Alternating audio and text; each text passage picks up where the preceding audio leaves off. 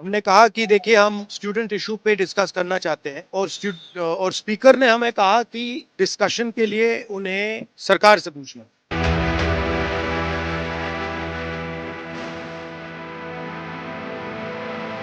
कुछ लोगों का कहना है शायद जनरल डायर की आत्मा ने मोदी जी के रूप में जन्म लिया है। राजधानी दिल्ली में छात्र आंदोलन अब पूरी तरह से सियासी रंग ले चुका है। मंगलवार को कांग्रेस अध्यक्ष मल्लिकार्जुन खड़गे के जन्मदिन के मौके पर उन्हें बधाई देने पहुंचे राहुल गांधी, प्रियंका गांधी समेत कांग्रेस के कई वरिष्ठ नेता अचानक प्रधानमंत्री आवास की ओर बढ़ गए और वहां छात्रों के समर्थन में धरने पर बैठ गए।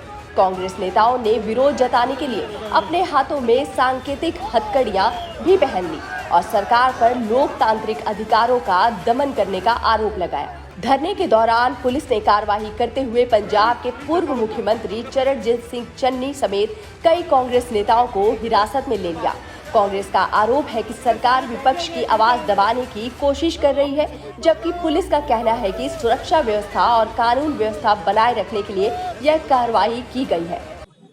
स्पीकर के पास गए हम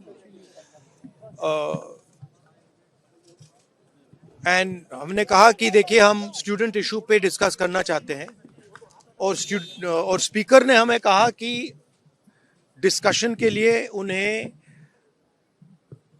सरकार से पूछना है। मतलब आप समझिए, speaker is telling us that to debate in parliament he has to take permission from the government. He is openly telling us that. ठीक है, देखिए इशू स्टूडेंट्स की है, यूथ के फ्यूचर की है, और ये जो किया जा रहा है, लोगों को मारा जा रहा है, पीटा जा रहा है, this is completely an Indian. Now ये जो युवा हैं, ये एजुकेशन सिस्टम के बारे में,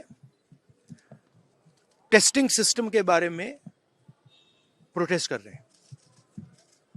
पूरा देश जानता है कि education system, testing system is broken, it has ceased to exist. Students को उनको मारपीट करके बहुत से लोग हॉस्पिटल में भी है, तो जो अन्याय और अत्याचार और जो एक उनके ऊपर दबाव बनाया जा रहा है, उसके खिलाफ हम पार्लियामेंट में उनके कंसेंट से आवाज उठाने के लिए, बात रखने के लिए समय भी पूछा था और हमने उठ के बात करने के लिए तैयार हो गए। लेकिन यूं ही हम उठे, यूं ही एक शब्द बोले, एक ही शब्द, तो माइक ऑफ हो गया, बंद हो गया। ये डेमोक्रेसी है। अरे डेमोक्रेसी में अगर डिबेट नहीं चाहते आप, डेमोक्रेसी में अगर आप हमारी बात सुनना नहीं चाहते हैं, तो हम कहाँ जाए। राहुल जी लगातार इस मुद्दे को उठा रहे हैं काफ़ी समय से। ये कोई नया मुद्दा नहीं है, लेकिन इशू ये है कि ये बार बार हो रहा है और इस पर कोई कार्रवाई नहीं होती है। मुझे याद है जब मैं यूपी में काम कर रही थी, तो जो पेपर लीक हो रहे थे वो एक दो जो एकदम जो नीचे वाले अधिकारी हैं उनको आपने अरेस्ट कर लिया या 2 मिनट के लिए, 2 दिनों के लिए रख लिया थाने में, उसके बाद बात वहीं पे रुक जाती है। किसी पर कार्रवाई नहीं हुई है, किसी पर कोई ठोस कार्रवाई नहीं हुई है। अब ये मुद्दा इतना ज्वलंत इसलिए है क्योंकि देश के युवा हैं ये, और ये समझ रहे हैं कि हमारे फ्यूचर, हमारे भविष्य के लिए क्या है।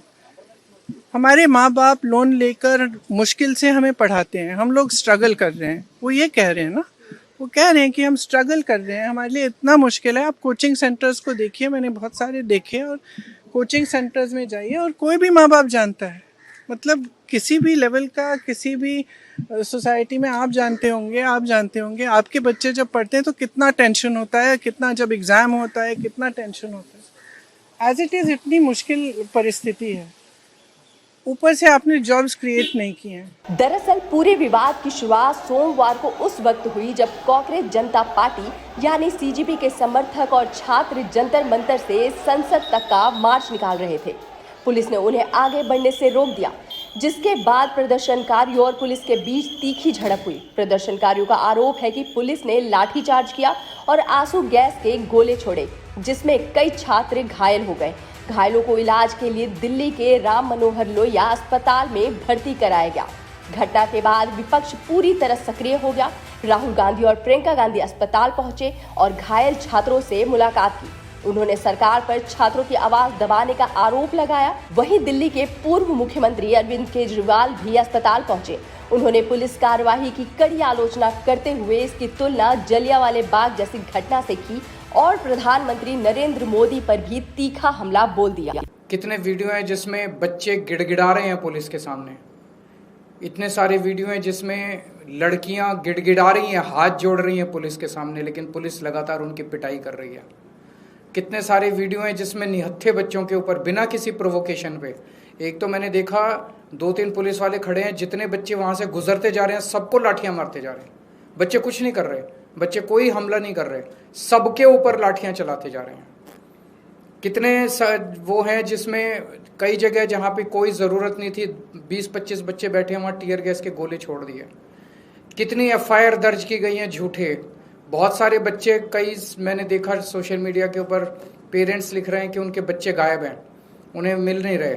शायद पुलिस उन्हें उठा के किसी जेल में ले गई है या कहीं ले गई है, लेकिन कहीं कोई अता पता कोई बताने वाला नहीं है। तो इस किस्म की ब्रूटैलिटी आज तक कभी देखी नहीं गई थी। ऐसे लगता है जो जलियांवाला बाग में जनरल डायर ने किया था वो भी शायद मोदी जी ने पीछे छोड़ दिया।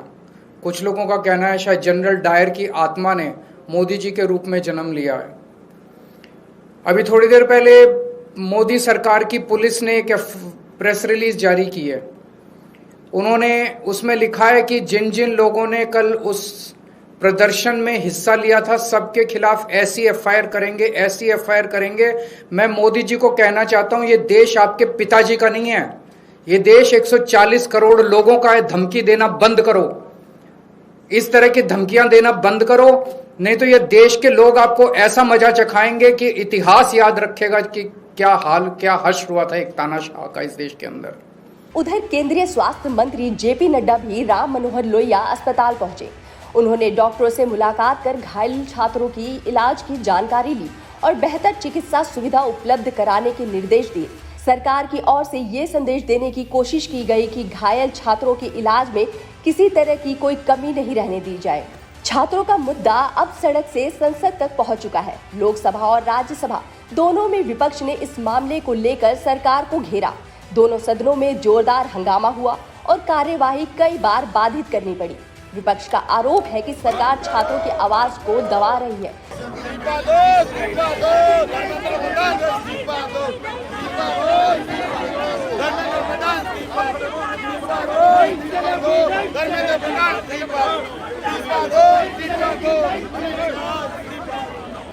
आवाज में आने से पहले श्री राहुल गांधी जी अस्पताल गए हैं। हमारे बच्चे हैं, वो भविष्य इस देश का न्याय मांग रहे थे।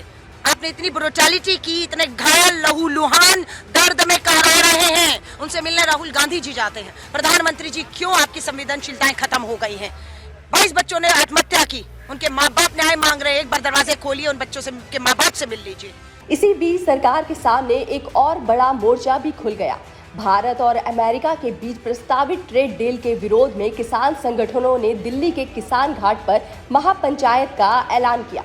पंजाब, हरियाणा और कई अन्य राज्यों से किसान दिल्ली के लिए रवाना हुए, लेकिन हरियाणा पुलिस ने संभू बॉर्डर पर भारी बैरिकेड कर उन्हें आगे बढ़ने से रोक दिया। किसान मजदूर संघर्ष मोर्चा के संयोजक सरबंस सिंह पंढेर ने कहा कि किसान किसी तरह का टकराव नहीं चाहते। अगर उन्हें दिल्ली नहीं जाने दिया गया तो वह वहीं शांतिपूर्ण धरना देंगे।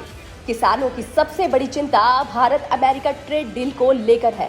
उनका कहना है कि अगर अमेरिकी कृषि और डेयरी उत्पादों को भारतीय बाजार में ज्यादा पहुंच मिलती है तो छोटे किसानों, खेत मजदूरों और स्थानीय व्यापारियों को भारी नुकसान होगा। किसानों का कहना है कि सस्ते विदेशी उत्पाद आने से उनकी फसलों का उचित मूल्य मिलना मुश्किल हो जाएगा। हालांकि केंद्र सरकार इन आशंकाओं को लगातार खारिज कर रही है। सरकार का कहना है कि किसी भी ट्रेड डील में भारतीय किसानों और डेयरी क्षेत्र के हितों में कोई समझौता नहीं किया जाएगा। सरकार का दावा है कि अमेरिका के साथ मजबूत व्यापारिक संबंध बनने से भारतीय उद्योग, निर्यात, आईटी और सर्विस सेक्टर को बड़ा फायदा मिलेगा। किसान प्रतिनिधियों ने हरियाणा के कृषि मंत्री से मुलाकात की, लेकिन किसान नेताओं का कहना है कि उनकी मुख्य मांग केंद्र सरकार से बातचीत की है। जब तक केंद्रीय कृषि मंत्री के साथ बैठक नहीं होती और ट्रेड डील पर स्पष्ट आश्वासन नहीं मिलता, तब तक आंदोलन जारी रहेगा। मेन तो ये है, जो हमारा देश बचाओ मोर्चा बना है, जो इंडिया और यूएसए की फ्री ट्रेड डील हुई है, उसके विरोध में हम जा रहे थे। एक दिन का किसान घाट पर हमारा रोष प्रदर्शन था, शांतमय रोष प्रदर्शन था। मगर जो सरकार ने आज वतीरा किया, इन्होंने जो हमारा 24 और 25 का हमारा यहाँ बैरिकेड लगाकर स्वागत किया गया था, मैं तो वही कहूंगा कि हमें रोका था, वो आज इन्होंने दोबारा सामने दे दिया। अब राजनीतिक तस्वीर पर नजर डालिए। एक तरफ छात्रों का आंदोलन, दूसरी तरफ किसानों का विरोध, और इन दोनों मुद्दों पर विपक्ष सरकार को लगातार घेर रहा है। कांग्रेस प्रधानमंत्री आवास तक धरना देकर सरकार पर लोकतंत्र को कमजोर करने का आरोप लगा रही है, जबकि सरकार का कहना है कि विपक्ष हर आंदोलन को राजनीतिक रंग देकर जनता को गुमराह करने की कोशिश कर रहा है। अब सबसे बड़ा सवाल यही है, क्या सरकार बातचीत के जरिए छात्रों और किसानों दोनों के मुद्दों का समाधान निकाल पाएगी, या फिर ये आंदोलन आने वाले दिनों में केंद्र सरकार के लिए और बड़ा राजनीतिक संकट बन जाएगी।